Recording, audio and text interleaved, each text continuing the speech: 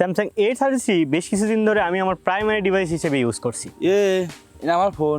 আরে পাগলা, তোর ফোন আর আমার ফোন একই বিষয় বয়। কোন শালা স্ক্রিপ্ট রাখছে রে? A33 স্যামসাংয়ের mid range one of the best phone. না, 2 বছর আগে রিলিজ হওয়া এই ফোনটির রিভিউ নিয়ে আমরা হাজির হই নাই, বরং আজকে রিভিউ নিয়ে হাজির হয়েছি A33 phone ক্যামেরাটির।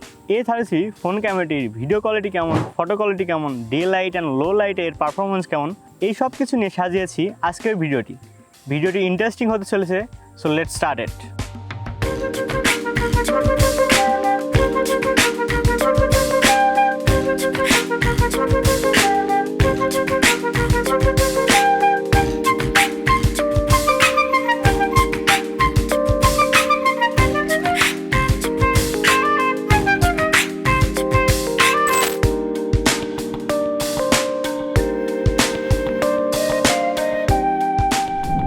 Samsung Galaxy A33 ব্যবহার করেছে কোয়াড ক্যামেরা সেটআপ। এর প্রাইমারি ক্যামেরা ইউজ করা হয়েছে 48 মেগাপিক্সেলের একটি সেন্সর, তাছাড়াও 8 মেগাপিক্সেলের ওয়াইড অ্যাঙ্গেল, 5 মেগাপিক্সেলের ম্যাক্রো অ্যান্ড 2 মেগাপিক্সেলের ডেপথ সেন্সর। তার সাথে আপনারা ফ্রন্ট ক্যামেরা হিসেবে পাচ্ছেন 13 মেগাপিক্সেলের একটি ক্যামেরা। A33 মোবাইলটিতে প্রাইমারি ক্যামেরা হিসেবে 64 মেগাপিক্সেল পাওয়া যেত, কিন্তু কী কারণে যেন স্যামসাং এই মিড রেঞ্জের ফোনগুলোর সাথে কিপটেমি করে। অন্যান্য ব্র্যান্ডের এই মিড রেঞ্জের ফোনগুলোতে 64 মেগাপিক্সেলের প্রাইমারি ক্যামেরা পাওয়া যায়। তবে মন খারাপের কোনো বিষয় নেই, স্যামসাংয়ের ক্যামেরাগুলো বরাবরই ভালো পারফর্ম করে। এখন যে ছবিগুলো দেখতে পাচ্ছেন এগুলো স্যামসাংয়ের 48 মেগাপিক্সেলের সেন্সর অর্থাৎ প্রাইমারি ক্যামেরাতে তোলা। দেখতেই পাচ্ছেন ছবিগুলো যথেষ্ট শার্প অ্যান্ড কালার কন্ট্রাস্ট যথেষ্ট ভালো।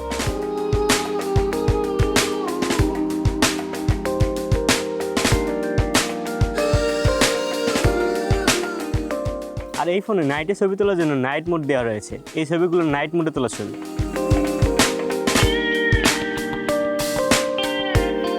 আর এই পিকগুলো আলট্রা ওয়াইডে তোলা। 8 মেগাপিক্সেলের সেন্সর হয়, ভালোই ছবি ক্যাপচার করতে পারে।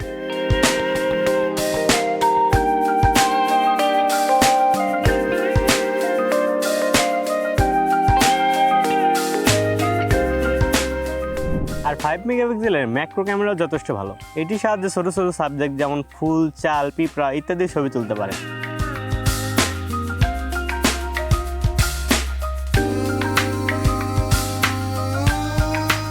আর সবশেষ ডেপথ সেন্সর, এটিও যথেষ্ট ভালো, পোর্ট্রেট মোডের জন্য দুর্দান্ত কাজে দেয়। তবে আইফোন, স্যামসাং এস সিরিজের ছবিগুলোর মতো এতটাও নিখুঁত না।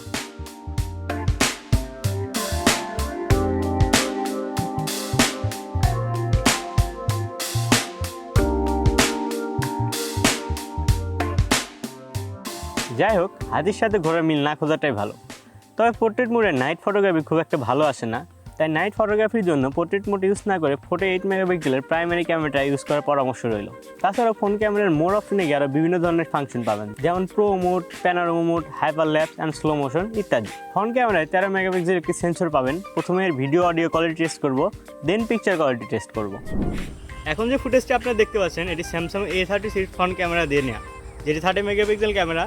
এটি দেখতে পাচ্ছেন সম্পূর্ণ র ফুটেজ অ্যান্ড র সাউন্ড। আর আমরা আউটডোর শ্যুট করছি, কিছুটা কোলাহল তো আছে। আর ভিডিও ফুটেজটি কেমন সেটি দেখতে পাচ্ছেন। আর স্টেবিলাইজেশন অপশনটি অন থাকার কারণে শেকনেসটা কম। আর আমাদের হাতে কোনো গিম্বেল বা সেলফি স্টিক কিছুই নেই, শুধুমাত্র হাতে ধরে আমরা ফুটেজটি নিচ্ছি, যার কারণে কিছুটা শেকনেস থাকতে পারে, বাট ওভারঅল পারফরমেন্সে আমি সন্তুষ্ট।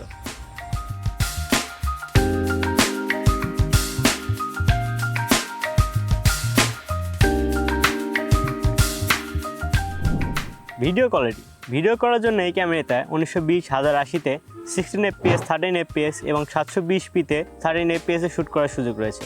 আর সবথেকে বড় সুবিধা হচ্ছে 4Kতে UHD 30 fps এ শ্যুট করার সুবিধার সাথে অসুবিধাও বিদ্যমান। 4Kতে বা 60 fps এ শ্যুট করার সময় আপনি OIS বা স্টেবিলাইজেশনের সুবিধা পাবেন না। বিষয়টা এমন যেন আপনি চা দিচ্ছেন কিন্তু চিনি দিচ্ছেন না। এ কেমন বিচার? এছাড়াও আপনি 1920x1080-তে 30 fps যখন শ্যুট করবেন তখন OIS অর্থাৎ স্টেবিলাইজেশনের সুবিধাটা পাবেন। তো চলুন একটা সিনেমাটিক শটের মাধ্যমে এই ক্যামেরার ভিডিও কোয়ালিটিটা টেস্ট করে আসি। আর সিনেমাটিক ভিডিওটি দেখার পর কমেন্টে আপনারা জানিয়ে দিবেন এই ফোনের ভিডিও কোয়ালিটি আসলে কেমন।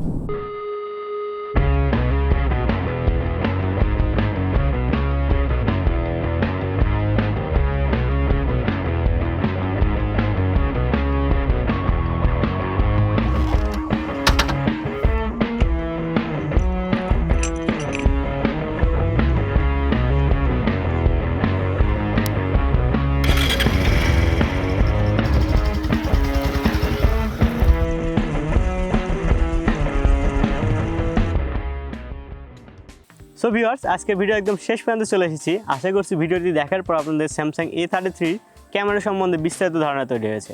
আপনি যদি এরকম আরও ফোন ক্যামেরা রিভিউ দেখতে চান তাহলে আমাদের চ্যানেলটি সাবস্ক্রাইব করে পাশে থাকতে পারেন। আর আপনি যদি ফটোগ্রাফি অ্যান্ড সিনেমাটোগ্রাফি বিষয়ে ইন্টারেস্টেড হয়ে থাকেন তাহলে আমাদের চ্যানেলটি আপনার জন্যই। So be with us for jump into cinematic and photogenic world. আল্লাহ হাফেজ।